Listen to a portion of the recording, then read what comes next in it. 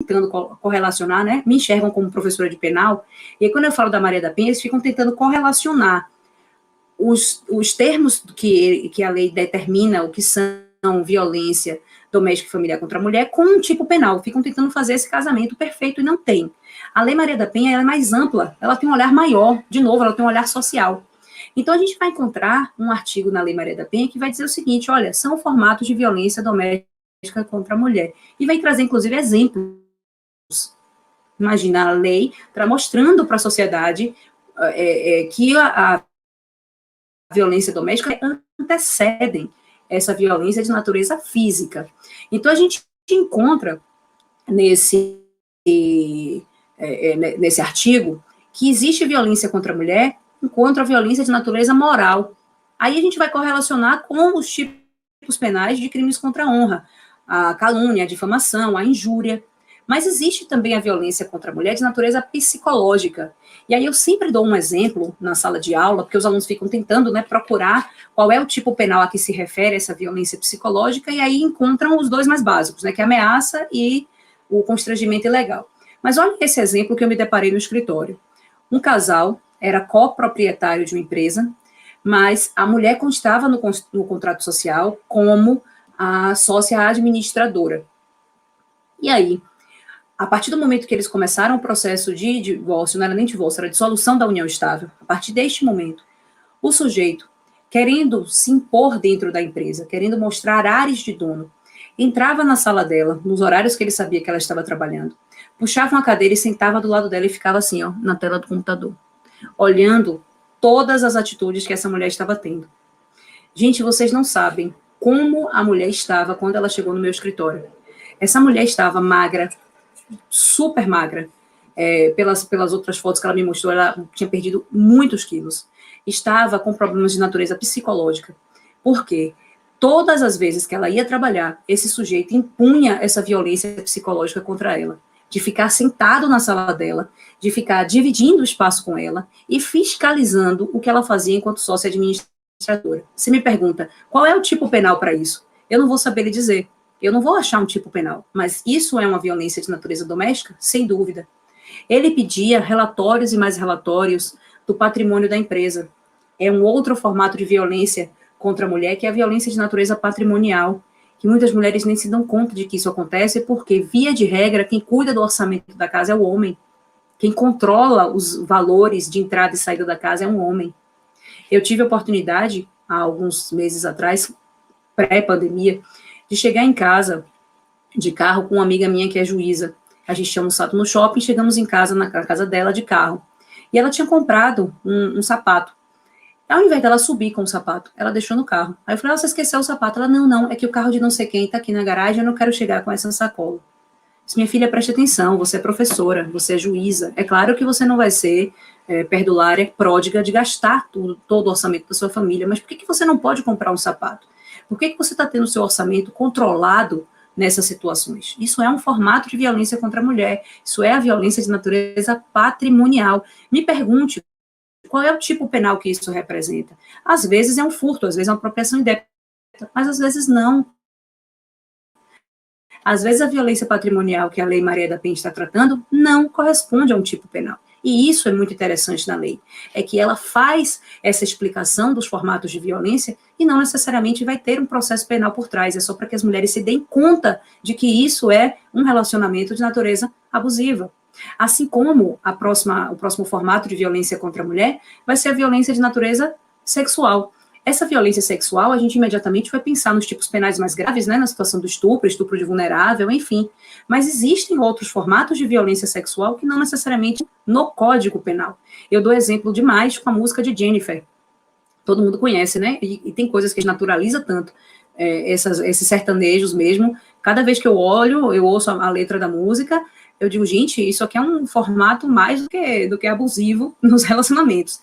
E Jennifer, para mim, traz essa questão da violência doméstica e familiar contra a mulher na violência sexual.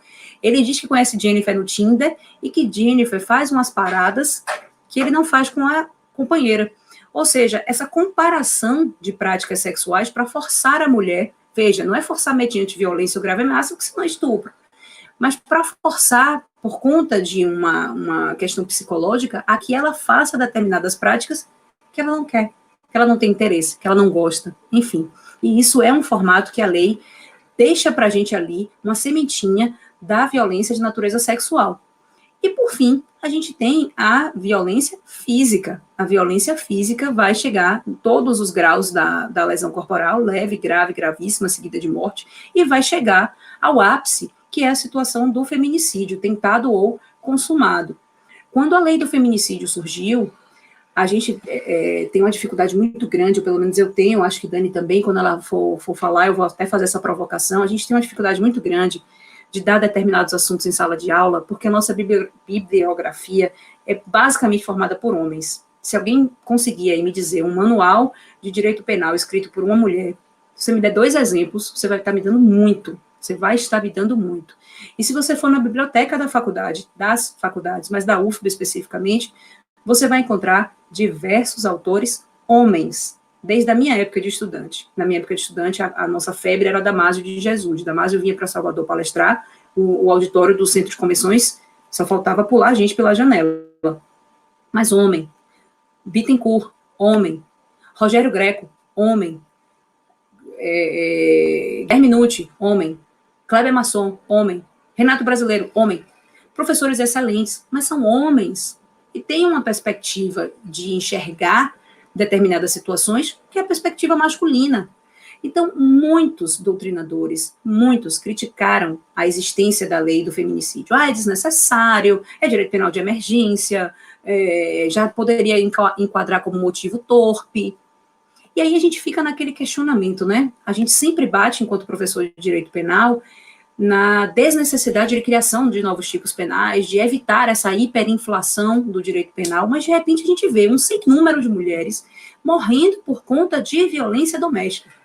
A gente vê um sem número de mulheres morrendo por conta de violência de gênero, morrendo por serem quem são, por serem mulheres. E aí aquela contradição até mental, né? Poxa, como é que eu prego um minimalismo penal e de repente agora eu aplaudo a criação de mais uma qualificadora no homicídio? Mas eu preciso aplaudir nesse caso concreto. Eu preciso aplaudir porque eu preciso não pensar que a lei por si só vai diminuir o número de casos. Não vai. Ponto. Esse efeito da lei penal, que era um efeito de prevenção geral, prevenção exercida sobre toda a sociedade, para que não venha a cometer delitos, este efeito não existe. Ninguém deixa de cometer crimes pensando na sanção penal. Ninguém. A gente só vai deixar de cometer delitos quando a gente tiver certeza da punição. Isso me lembra o professor Thomas Bacelar, quando eu peguei a Penal 1 com ele, ele passou aquele livro dos delitos e das penas.